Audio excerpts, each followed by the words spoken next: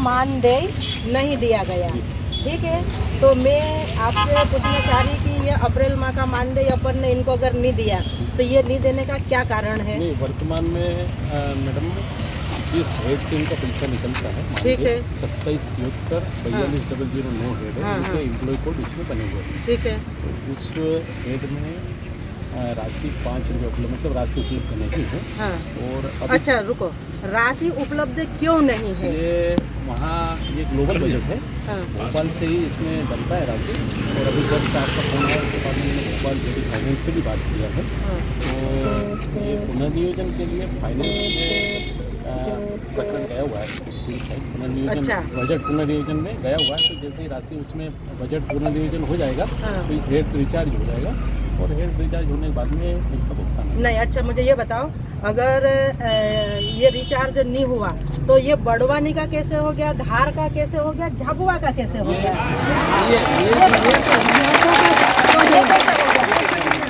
बाकी जिलों का कैसे हो गया, हमारे जिले का क्यों नहीं हुआ? फिर मेरे को ये बताओ। क्या कारण है? इसमें क्या है, अलग अलग हेड में एक लोग बनते हैं, 3 हेड है, 3496, 2773। नहीं, मेरे को कोर्ट नंबर नहीं चाहिए। नहीं, तो जिस यदि वहाँ का कोई दूसरे हेड में बना होगा तो हो सकता है उनका हो गया होगा। या तो फिर आप मुझे ये बताओ कि आपके पास ऑलरेडी 5 से 6 चार्ज है, या फिर आप अपने वर्क में कुछ कमी पैसे आ रही क्या, काम करने में दिक्कत आ रही, इसलिए नहीं हो पा रहा? नहीं, मेरे पास 5-6 चार्ज नहीं है, एक ये हाँ। ये बजट शीट में निकला है।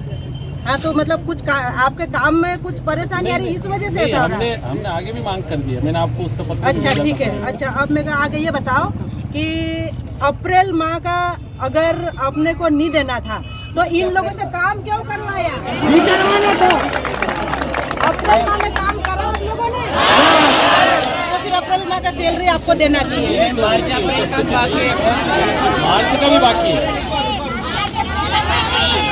मार्च का भी, वो 2773 वाला ही हेड पूरा, वो मार्च का भी बाकी है और अप्रैल का भी बाकी है, और अभी 2 महीने का बाकी है। मेरी सभी पीओ से आज सुबह भी बात हुई, उन्होंने कहा कि हमने सारी उपस्थिति बुला ली है, सारी तैयारी कर ली, जैसे ही बजट आ जाएगा हम तत्काल भुगतान करेंगे। लेकिन कब आएगा, इसकी जिम्मेदारी कौन? वो शासन स्तर का मतलब कब आएगा उसकी जिम्मेदारी? कब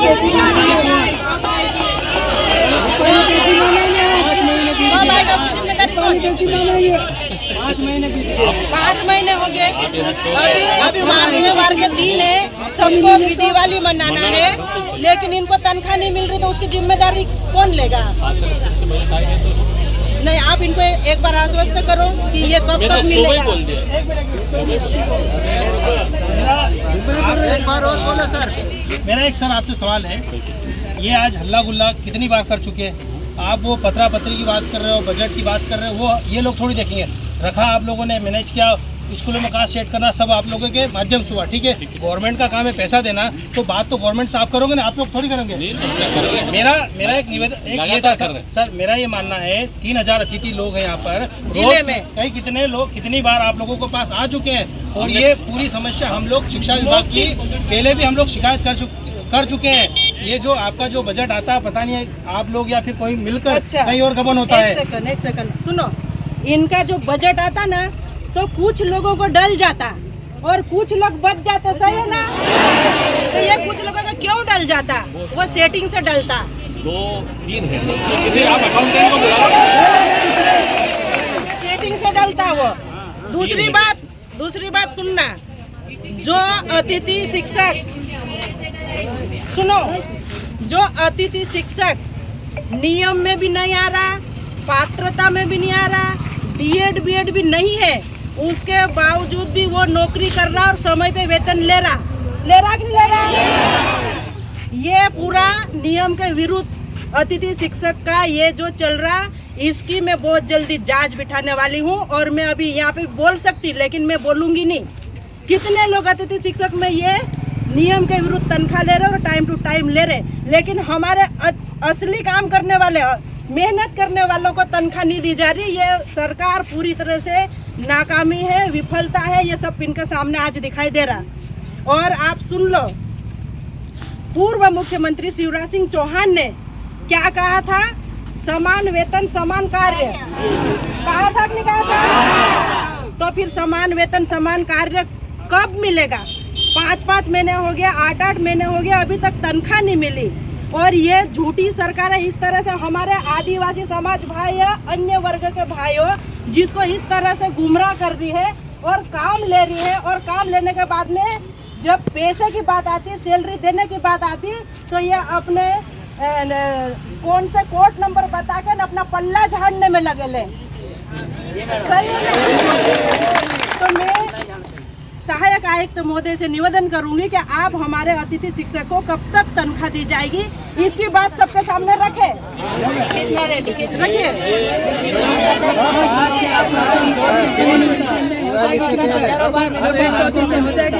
इस बार आश्वासन नहीं, इस बार आश्वासन नहीं है। समय दे दो, 8 दिन दे दो। आज से जैसे हुआ अगले दिन हम कैसे मैम हमको हर बार आश्वासन मिलता है, लिखित नहीं चाहिए हमारे को।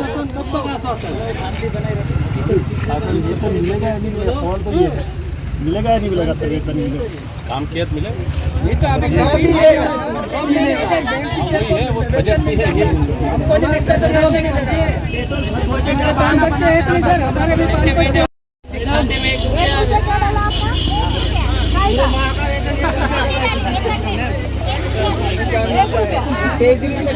₹1 सैलरी डाली इनकी। ये क्या है?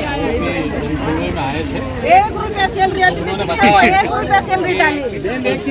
सोंडवा के कुछ शिक्षकों को डाला है, अतिथि शिक्षक अभी वहाँ आए थे। वहाँ सोंडवा के पीओसी में वो भी अगस्त की डाली, जुलाई की नहीं डाली। देखिए, ये भाजपा की मोहन यादव की सरकार गूंगी बहरी सरकार है। ये जिस तरह से हमारे अतिथि शिक्षकों के साथ जो छलावा कर रही, इसकी हम घोर निंदा करते हैं। और जिस तरह से हमारे अतिथि शिक्षक मेहनत करते हैं लेकिन समय पे उनको तनख्वाह नहीं दी जा रही, और कम से कम 5 से 8 महीने हो गए, आज दिनांक तक इनको तनख्वाह नहीं मिली। कई बार जन सुनवाई में आवेदन लगाने के बाद में भी तनख्वाह नहीं मिली। कलेक्टर महोदय को अवगत कराने के बाद भी तनख्वाह नहीं मिली। सहायक आयुक्तों को भी कितनी बार बताने के बाद भी तनख्वाह नहीं मिली। तो मैं मोहन सरकार से मांग करती हूँ कि जितना जल्दी हो सके इन अतिथि शिक्षकों को इनका वेतन दिया जाए, नहीं तो ये ही हमारे भाई लोग फिर उग्र आंदोलन करेंगे और उसमें हम सब भी साथ देंगे। ये आप सब ध्यान रख लेना, नहीं तो फिर अच्छी बात नहीं है। और सहायक आयुक्त महोदय, कम से कम आप अपनी जानकारियां सही शासन को भेजिए ताकि समय पे इन लोगों को तनख्वाह मिल सके। और अभी जो समय है, कम से कम 10 दिन के अंदर इनको तनख्वाह मिल जाना चाहिए।